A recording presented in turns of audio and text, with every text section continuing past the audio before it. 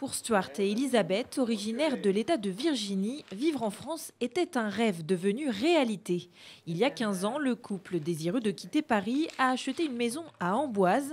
Mais bien que loin de leur terre natale, impossible d'échapper aux montagnes russes que nous fait vivre Donald Trump depuis son retour au pouvoir il y a 2 mois. Pour ces deux démocrates convaincus, l'inquiétude est là, notamment pour leurs proches restés aux États-Unis. Ce n'est pas le pays qu'on connaît. Notre jeunesse, c'était un autre pays qu'on peut respecter et on pouvait être fier d'être américain ou américaine. Et maintenant, c'est... Tous les deux se sont désormais bien installés en Touraine, retraités et profitant pleinement de leur passion, la photo et l'ébénisterie pour lui, la couture pour elle. Entre ces moments de vie quotidienne, ils suivent l'actualité américaine depuis leur ordinateur et découvrent également le point de vue des Français.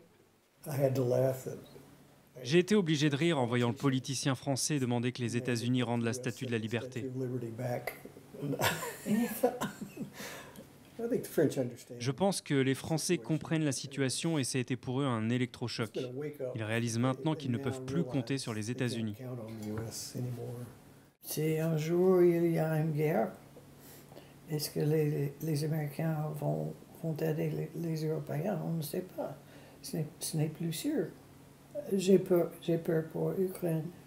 Elizabeth et Stuart n'envisagent pas de retourner vivre aux États-Unis, se plaisant bien trop en Touraine, une vie à l'étranger qui tente de plus en plus d'Américains au vu de la situation politique de leur pays. Oh, il y a pas mal qui pensent à quitter les États-Unis. Nous, on préfère être ici, je veux dire, oublier la politique. C'est tout simplement mieux ici, la vie est meilleure.